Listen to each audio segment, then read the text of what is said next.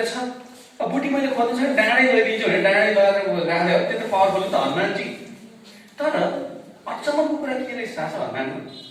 उसलाई चाहिँ तिमीसँग यत्रो पावर छ भनेर अर्कोले भनिरहनु पर्छ अरे टाइम टाइममा, उसले बिर्सिँदो रहेछ क्या। म कति शक्तिशाली छु भने हनुमानलाई थाहा हुँदैन रहेछ। हनुमान तिमीले पहाड उचाल्न सक्छौ भनेपछि सक्छु साँच्ची भनेर अनि बल्ल उचाल्दो रहेछ क्या त्यो मान्छेको। त्यसलाई हनुमान कम्प्लेक्स भन्दो रहेछ कि आधुनिक युगमा। हामी पनि हनुमान जस्तै हो कि तपाईसँग यति अथाह पावर छ, कसरी तिमीले गर्न सक्छौ भन्दैपछि मात्रै गर्न थाल्ने कि आफूले चाहिँ त्यो बिर्सिदिए मैले सक्छु र मैले एमड्याडी गर्न सक्छु र मैले यो गर्न सक्छु त्यो त्यस्तो हुँदो रहेछ कि। अनि त्यो बेला बेलामा झकझकाउनुपर्छ नि त हामीले। तपाईँसँग पावर त छ हो, त्यही झकझकाउने कार्यक्रम मध्येको यो पनि हो। तपाईँले सक्नुहुन्छ त्यो पहाड उचाल्ने हनुमान जस्तै हो तपाईँहरू पनि, म पनि, जो पनि पावर छ मसँग नि हनुमानको पावर। तर मलाई मेरो सिनियर सर सिओ सरहरूले बेला बेलामा तिमीले सक्छौ है अलि राम्रो गर भनेर भनिरहनु भएको टाइम टाइम मिटिङमा म जसरी हिँडिहाल्छु है त। त्यस्तो हुँदैछ। अब त्यो बेला यो रिफ्रेसमेन्ट भनेको तपाईँहरूको त्यो भित्र लुकिएको क्यापासिटीलाई इन्हान्स गर्ने काम पनि हो। अब यो यत्रो ठुलो ब्रान्डसँग तपाईँ आबद्ध हुँदै हुनुहुन्छ, भइराख्नु भएको छ भने तपाईँले फाइदा लिनु पर्यो। जसरी मैले लिइरहेको छु, जसरी अरू साथीहरूले लिएको छ, प्रत्येकले लिनु पर्यो फाइदा है। अब केही advices, some advices to Sanima advisers. Sanima adviser हो तपाईँहरू, अभिकर्ता भन्ने गरिन्छ नेपालीमा, कसैले एजेन्ट पनि भन्छ है, तर सानिमा लाइफलाई चाहिँ एजेन्ट भन्दैन फेरि। सानिमा एडभाइजर भनेर नाम दिएको छ सानिमा लाइफ इन्सुरेन्सले तपाईँहरूलाई चाहिँ, अभिकर्ताहरूलाई सानिमा एडभाइजर। किनभने तपाईँले त ग्राहकलाई एडभाइस गर्ने, सल्लाह दिने सल्लाहकार हो नि त, वित्तीय सल्लाहकार हो त तपाईँ। यति रकम जम्मा गर्नुहोस्, फ्युचरमा यति आउँछ, फ्युचर क्यास फ्लो यसरी म्यानेज गर्ने, केही घटना घटेको यसरी पैसा यति क्षतिपूर्ति आउँछ भनेर तपाईँ त फाइनेन्सियली आर्थिक रूपमा सल्लाह दिइराख्नु भएको छ नि त। भनेपछि तपाईँ त आर्थिक सल्लाहकार हो त। त्यही भएर सानिमा लाइफले नामै चेन्ज गर्दै के त सानिमाज एडभाइजर, तपाईँहरू एडभाइजर है प्रत्येक व्यक्ति। अब एडभाइजरलाई पनि केही सल्लाहहरू दिनुपर्छ हेड अफिसबाट भन्ने हिसाबले केही पोइन्टहरू म तपाईँहरूसँग सेयर गर्ने अनुमति चाहन्छु। यो पिक्चर हेर्नु त कति राम्रो छ, फ्यामिली परिवार। प्राय हाम्रो परिवार यस्तै त हुन्छ नि होइन, नर्मल्ली सुखी खुसी। हेर्नु फोटो कस्तो राम्रो हसमुख छ चारैजना। सायद राम्रो इन्कम होला, राम्रो परिवार, राम्रो चलिरहेको होला है, मजाले फ्यामिली चलाएको छ। हेर्नुहोस् त कति मजाको फोटो छ। अब हाम्रो प्रत्येक ग्राहकको परिवार पनि यस्तै हुन्छ, कल्पना गर्नुहोस्। प्रत्येक ग्राहक अथवा हाम्रै फ्यामिली पनि यस्तै हुन्छ मजाले। तर यो यस्तो खाले राम्रो हसमुख फोटो कहिले मात्र खिचिन्छ जब आर्थिक रूपमा सम्पन्न परिवार छ, अनि त यस्तो फोटो आउँछ। मानव दैनिक नै घर झगडा हुन्छ, बुढाबुढीको घर झगडा हुन्छ, यस्तो फोटो आउँछ कहाँबाट आउँछ?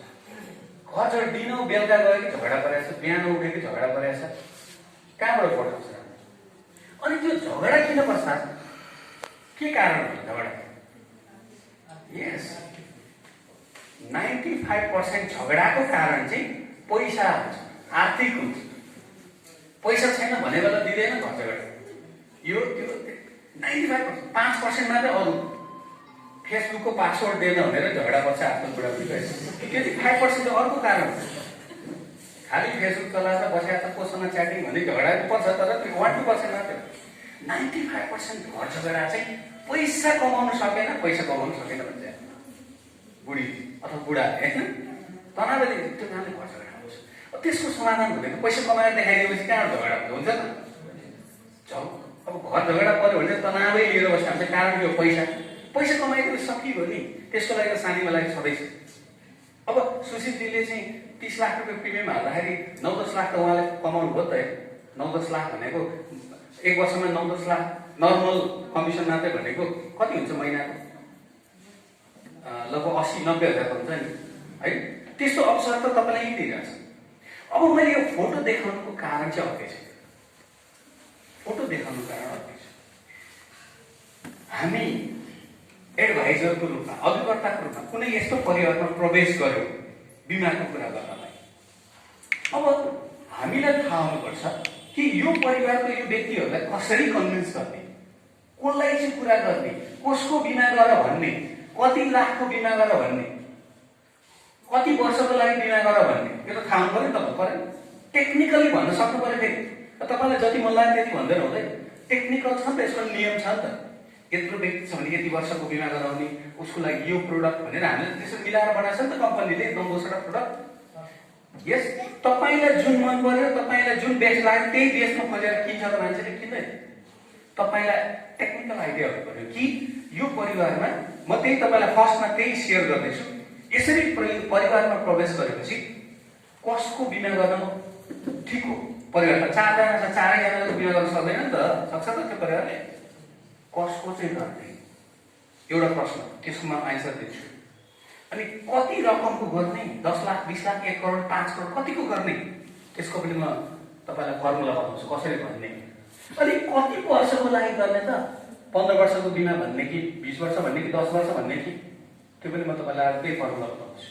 तपाईँले टेक्निकली यसरी बताउनु भयो भने चाहिँ उसलाई कस्तो खुसी लाग्छ कि सुन्नेबित्तिकै, यसलाई चाहिँ राम्रो थाहा रहेछ टेक्निकली भन्यो मलाई, अनि ऊ खुसी हुन्छ। एक्सपर्ट खान्छ तपाईँ, त्यो त तपाईँले यहाँबाट सिक्नु पर्यो है। सिक्दाखेरि चाहिँ तपाईँलाई अल्छी लाग्नु छ भने के सिक्ने र कमाउनु सक्दैन, कोही के 2-4 जनाले कमाएछ म त खालि प्रोग्राममा आउने सुन्ने, त्यस्तो सोच्नु भनेको तपाईँभित्र भएको हनुमान कम्प्लेक्स नजागे मात्रै हो कि, त्यो जाग्नु पर्यो।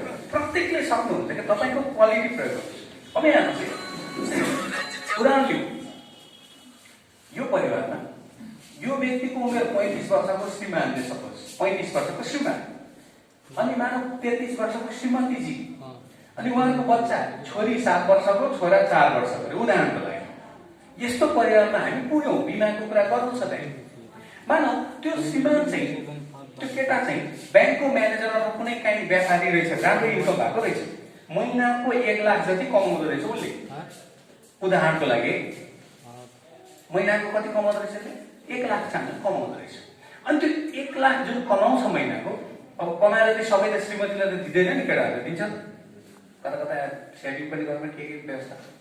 तर त्यो 1 लाख रुपियाँ उसको तलब रहेछ, तर महिनाको मानव उदाहरणको लागि 40,000 चाहिँ श्रीमतीलाई दिँदो रहेछ। सपोज महिनाको 40,000 चाहिँ उसलाई दिँदो रहेछ, छोराछोरीको स्कुल फी, यो त्यो खर्च, टाइटल सुत्या, ल मेरो तलब 1 लाख भयो भने 40,000 महिनाको तिमीलाई परिवार चलाउनु भनेर दिँदो रहेछ अरे उदाहरणको लागि। अनि श्रीमतीजी चाहिँ, हाम्रो श्रीमतीजी चाहिँ उहाँ पहिला जागिरी हुनुहुँदो रहेछ, तर बच्चा सानै भएले अब बच्चा हुर्काउनुलाई उहाँले जागिर छोडेर घरमा बस्नु भएको रहेछ, अहिलेको लागि गृहिणी रहेछ सपोज। अब भनेपछि यो पिक्चरमा उसले कमाउँछ, उसले फ्यामिली ह्यान्डल गर्छ होइन। कमाउनु जतिकै महत्त्वपूर्ण फ्यामिली ह्यान्डल गर्नु त्योभन्दा बढी महत्त्व हुन्छ, किनकि बच्चा कस्तो बन्छ भने त आमामा बढी भर पर्छ नि त। आमाले केयर गर्नुपर्छ, यो त्यो रेखदेख, बाउलाई त के छ पैसा भयो दिने हो, त्यति मतलब हुन त हुन्छ। बाउलाई चाहिँ मैले उ गर्न खोजेँ होइन, म पनि एउटा बाउ नै हो होइन, मेरो छोरी छ, तर विशेष गरी आमाले चाहिँ रेखदेख गर्छ। अब यो पिक्चर कमाइ उसले गरेको छ, बच्चाहरू 2 जना त बिचरा के छ, स्कुल पढ्ने हो, रमाइलो गर्ने हो, युट्युब हेर्ने हो होइन, त्यही हो आजकल। उसले चाहिँ घर परिवार सबै चलाइरहेछ, अनि आनन्दको फ्यामिली चलिरहेछ, फोटो खिच्दा पनि मसक्क मस्केर खिचेछ, फ्यान्टास्टिक। फेसबुकमा राखेर पनि 500 जति लाइक आइहाल्छ है। तर कुरो गरेर के छ, तर हिजोसम्म त यो परिवार यस्तो गजबको थियो, हसमुख। यो मान्छे मानौ लाहानबाट काठमाडौँ जाँदै थियो अरे कुनै काममा, त्यो मान्छे अफिसले खटायो उता मिटिङको लागि, जाँदै गर्दा घटना घट्यो। हिजो बेलुका म बर्दिवासको गौतम होटेलमा बसेँ, जनकपुरबाट सिधै त्यहाँ आएको थिएँ, त्यहाँ बर्दिवास ब्रान्च हाम्रो काम गर्दै। लालबन्दीमा हिजो बेलुका 6 बजीतिर एउटा बसले बच्चालाई रोडमा ठाउँको ठाउँ डेथ बनाइदिएछ। मेरो एउटा साथीको गाडी आउँदै त्यहीँ ब्लक भयो, 4-5 घन्टा ब्लक थियो। तपाईँहरूले पनि सुन्नुभयो भनेको, यो रोड, यो हाइवे भनेको त एउटा काल नै हो कि। तपाईँ सुरक्षित हाँक्नु होला, आफ्नो बाइक, स्कुटर के छ, कार सुरक्षित हाँक्नुहोस्। डेडली छ, डेडली। आज पनि कति 6-7 जना त बित्छ रोडमा, बित्दैन, 100% स्योर छ। 6-7 जना आज तपाईँ हामी जस्तै यसरी रोडमा निस्केका, कमाउनको लागि परिवारको लागि निस्केका 6-7 जना पूर्वदेखि पश्चिममालाई यो रोड छ नि हाइवेमा डेथ हुन्छ लेखेर राख्दा पनि हुन्छ। 6-7 जना डेथ हुन्छ, डाटाले बोल्छ भने। अब यो व्यक्ति पनि त्यही रोडमा गइरहेछ नि त होइन? यो व्यक्तिलाई छुट्टै रोड त छैन नि, पैसा छ भने छ त, त्यही रोड हो। त्यही हिँड्दा के थियो, यो मान्छे फ्याट बित्न सक्दैन, ग्यारेन्टी हुन्छ। यहाँ सानो नानीले बाबुलाई बाई ल बेलुका भोलि आउँछु भनेर हिँडे आउँछ बाउ, यो उसलाई ग्यारेन्टी थाहा छ, ऊ भगवान् हो र ग्यारेन्टी थाहा भोलि आउँछु भनेर किन भन्यो? झुट बोलिरहेको छ कि बच्चाहरूलाई झुट बोलिरहेछ, भोलि आउँछ है म बेलुका भने। मैले पनि मेरो नानु छ, उसलाई झुट बोलेर आइरहेको छु, म 3 दिनपछि आउँछ है नानु भनेर हिँड्ने ग्यारेन्टी छ, म 3 दिनमा काठमाडौँ जान्छु भनेर झुट बोल्दा बच्चाहरूलाई भन्नै पऱ्यो, आउँछु भन्नै पऱ्यो नि, आउँदिनँ भन्नुभयो। अब बाइचान्स उसलाई त्यस्तै केही गरी बच्चाहरूलाई भनेर गयो तर आउन सकेन, गागाइ भयो, घटना घट्यो। बिचरा बच्चाहरूलाई के थाहा, कता गयो बाबा आउँदैन, आमालाई त्यस्तो भइदियो भने त्यो मितिभन्दा पछाडि यो परिवारमा यस्तो फोटो अब जिन्दगी आउँछ? यो मान्छे त यहाँबाट हटिहाल्छ। तिनजनाको यस्तो हसमुख फोटो कहिले आउँला? कहिले आउँछ? दुःख पीडा। हिजोसम्म त उसले 40,000 दिएको थियो महिनाको, अहिले परिवार चलाएको थियो नि, अब गयो भने यो परिवार कसरी उसले टिकाउँछ? आफू गृहिणी जाहिर भएको छोड्यो बच्चाहरूको लागि। अब बच्चाको स्कुल फी महँगो छ, एउटाको 12,000 छ, एउटाको 10,000 छ महिनाकै खाना खर्च।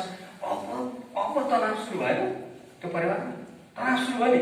अब के अर्को व्यक्ति आइदिन्छ, तिम्रो बाबा मर्यो, नानो बित्यो, ल म तिर्दिन्छु तिम्रो पैसा भन्छ कसैले? कहाँबाट बाह्र हुन्छ? यदि केही छ भने चाहिँ लटरपटर पार्दै चाहिँ मान्छे आउँछ है। त्यस्तो बेला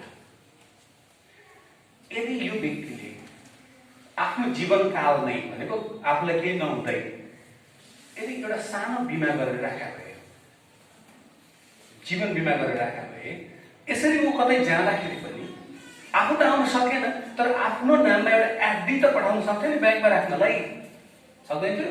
मानव उसले 50 लाखको एफडी आफ्नो सट्टामा पठाउन सके भए, आफू त परलोक गयो, त्यहाँबाट चाहिँ 50 लाखको एफडी बुढीको नाममा पठाउन सके भए आर्थिक रूपमा क्षति हुँदैन।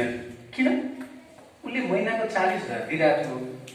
50 लाख एफडी उसको मृत्यु पश्चात आयो भने 50 लाख एफडी कुनै ब्याङ्कमा 10% ब्याज दरमा राख्यो भने महिनाको 40-50,000 त आउँछ भने ऊ नभए पनि भोलिदेखि त्यो 40,000 त रोकिएन नि, रोकियो परिवारमा। 40,000 ऊ हुँदा उसले दिएको ऊ भएन भने उसको नामको एफडीले दियो 40,000।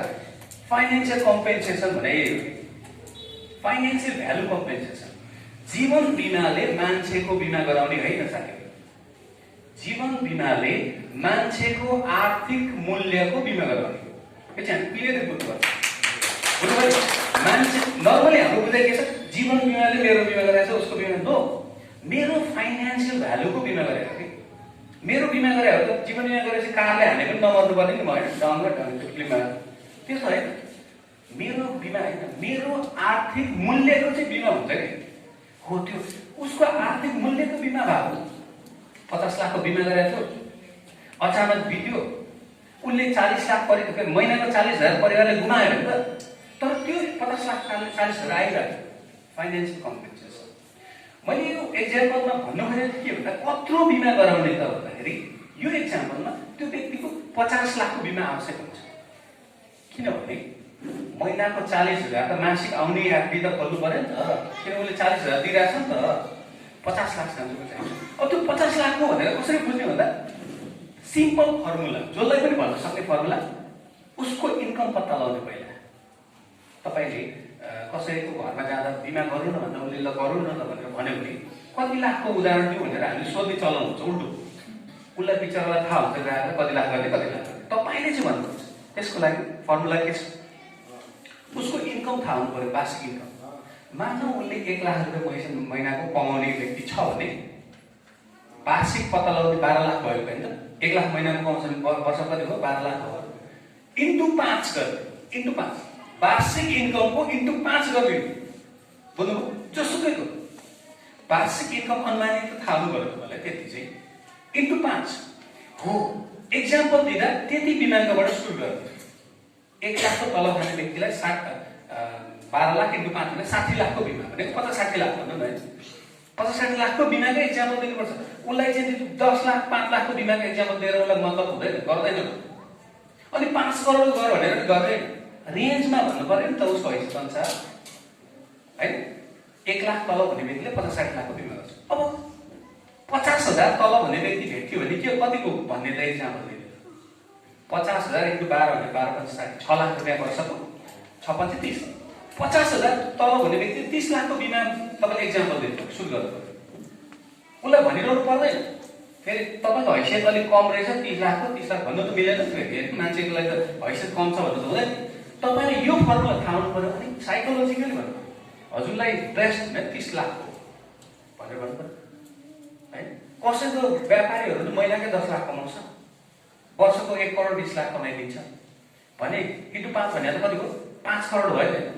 त्यस्तो व्यापारीलाई 5 करोडको कुरा गर्ने हो 5 करोड मान्छे अनुसार कुरा गर्नु। बिमाको एक्जाम्पल दिँदा सबैलाई खालि हामीलाई 10 लाखको मन पर्यो भने 10 लाखको भन्ने कुरा आउँदैन, मान्छेहरू भन्नुपर्छ भनेको। पहिलो फर्मुला मैले आन्सर के दिएँ, कत्रो बिमाको कुरा गर्ने, वार्षिक इन्कमको 5 गुणाको एक्जाम्पल दिँदा बेस्ट हुन्छ यो ध्यान दिनु।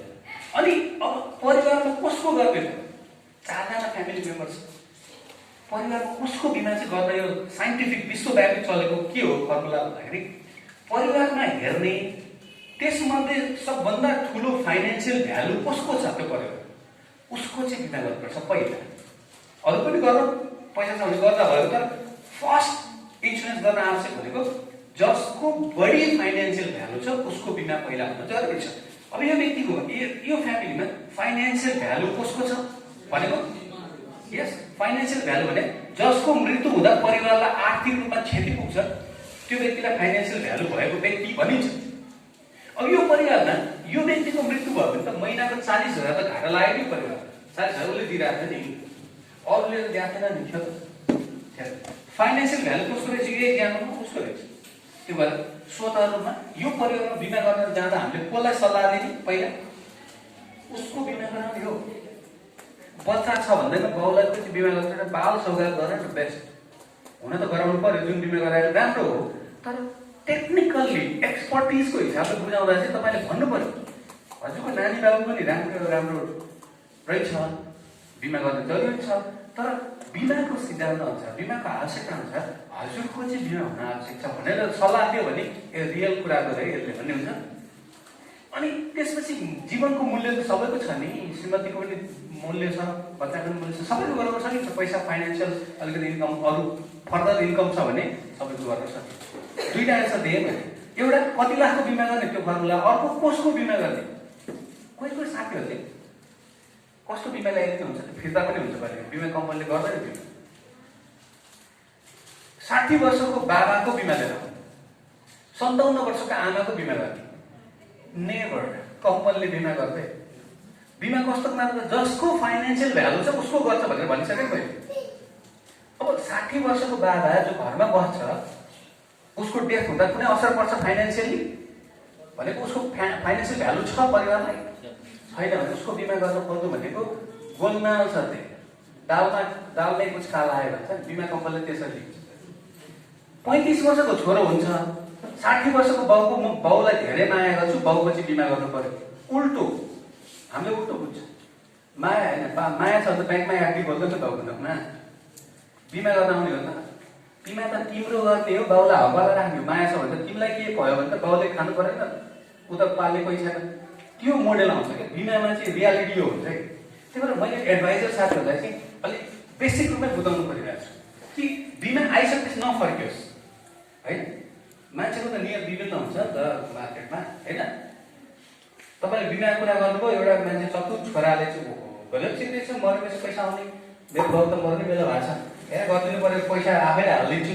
अब 2-4 महिनाको कुरा हो, 2-4 वर्षको कुरा हो, म पैसा टन्न आउने रहेछ, म ऋण खोजेर गर्दैछु। झुकेर त्यस्तो चाहिँ तपाईँलाई फन्दामा नपाएर चाहिँ ग्राहक फेरि लफडा। पहिला सुरुमा त बिमै हुन सक्दैन प्रायःको, कहिलेकाहीँ के इन्कम देखाएर बिमा गर्दै नै चलाउँछ। द्याट इज नट राइट होइन। त्यस्तो हुन्छ किनभने बिमा भनेको फाइनेन्सियल भ्यालु भएको व्यक्तिलाई मात्र गरिन्छ कि बुझिहाल्नु भयो टेक्निकल। ओके, अब प्रश्न आयो कति वर्षको एक्जाम्पल दिने, कति वर्ष, 10 वर्ष, 15 वर्ष, 20 वर्ष, 30 वर्ष गर भन्ने कि कति वर्ष दिने, त्यसको एउटा फर्मुला छ, भेरी सिम्पल। अब बिमाको कुरा गर्दा उसको एज त थाहा हुन्छ हामीलाई, रिटायरमेन्ट एज माइनस उहाँको आजको एज हटाइदिने, डिफरेन्स जति आउँछ that is the best term, best अवधि for that person. Retirement age भने नेपालको कन्डिसन कति हो, 58-60 एज, 58-60 नै भनौँ न। रिटायरमेन्ट एज भने काम गर्न नसक्ने एज भनेर बुझ्नुपर्छ, नभए सरकारी डाइरेक्टर 58 हो, तर के अरे नर्मल्ली रिटायरमेन्ट भनेको आफूले काम गर्न छोड्न पर्ने एज कहिले हुन्छ होइन, लगभग 60 वर्ष। अब अवधि चुज गर्दा त्यो व्यक्तिको मानौँ 45 वर्षको एज छ जसको हामी कुरा गर्दैछौँ, 45 वर्ष, उसलाई अब अवधि कति रोजाउनु भन्दा 60 माइनस 45, 15 वर्ष, बेस्ट 15 वर्ष बेस्ट। मानौँ 35 वर्षको मान्छे भने 60 माइनस 35 भने 25 वर्ष, बेस्ट 25 वर्ष हो। किनभने बिमाको कन्सेप्ट के हो त, कमाइ गर्ने एजमा खर्च गर्ने बचाउने हो कि। जब 60 वर्षमा जागिर सिद्धिन्छ नि त, पेन्सन जागिरबाट आइरहेछ, किन बिमाको पैसा चाहियो। जब जागिर सिद्धिन्छ, बिमा पैसा म्याच्योर्ड हुन्छ, त्यो बिमाले नि फ्युचर क्यास फ्लो म्यानेज गर्ने हो नि त, बिमाको कन्सेप्ट त्यही हो। विश्वव्यापी चल्ने फर्मुला यही हो, अवधि रोजगार। तर नेपालमा चाहिँ के छ, 15 वर्षभन्दा लामो सुनायो कि गाली नै गर्छ ग्राहकले, 20 वर्ष भन्ने यार, 20 वर्ष लामो नि गर्छ बिमा भन्छ ग्राहकले, किन त्यो कुरा बुझेकै हुँदैन नि त। अब मेरो इक्जाम्पल दिन्छु, मेरो कति वर्षको छ भनेर साथीहरूले सोध्नुहुन्छ कि, 3टा बिमा छ मेरो टोटल, किनभने यो टाइम टाइममा थपिँदै जान्छ। सुरुमा अब 15 वर्षबाट अगाडि एउटा गरेर त मैं 1 लाखको बिमा गरेको थिएँ, 1 लाखको बिमाकै 1 लाख होइन, त्यतिखेर कमाइ नै कम तलबै कम। मैले 34 वर्ष लामो गरेको छु त्यतिखेर। अनि बीचमा थपेको बिमा चाहिँ मेरो 25 वर्ष, 25 इयर्स। मैले त्यो एज अनुसार यही फर्मुला अनुसार गरेँ, किन आफू अरूलाई सिकाउँदै हेर्ने त्यो थिम अनुसार त आफूले गर्नु पर्यो होइन। मैले त्यसरी गरेको छु। अनि सानीमा लाइफमा आएर चाहिँ म त पहिला त 3-4 कम्पनीमा काम गरिसकेँ। सानीमा लाइफमा आएर चाहिँ मैले 50 लाखको थपाएको छु, 25 वर्ष सरल बिमा गरेको छु, 25 वर्ष भयो। फर्मुला थिएँ 60 माइनस मेरो त्यो करेन्ट त्यतिखेरको एज, नर्मल्ली गरेको त्यो। तपाईँले पनि गर्ने यही हो, टेक्निकल यही हो कि तरिका, बुझ्नुभयो नि। मान्छेलाई भन्दा नि यसो टेक्निकली बुझाउनु न। ब्याङ्करहरूसँग भेट होला नि तपाईँको, ब्याङ्करलाई पनि बिमाको सबैले थाहा हुँदैन। तपाईँले यसो टेक्निकली बुझाएर यो मान्छे चाहिँ खगेर चाहिँ टेक्निकली बुझाएर होला, दिस इज गुड भन्ने पछि हुन त उसले 25 वर्ष नगर्ला 15 वर्ष गर्छ लास्टमा चाहिँ आएर होइन। तर ऊ तपाईँप्रति अलिकति नतमस्तक हुन्छ कि यसलाई चाहिँ बढी थाहा रहेछ, गुड ठिक छ, 15 वर्ष गरे नि हामीलाई के छ त।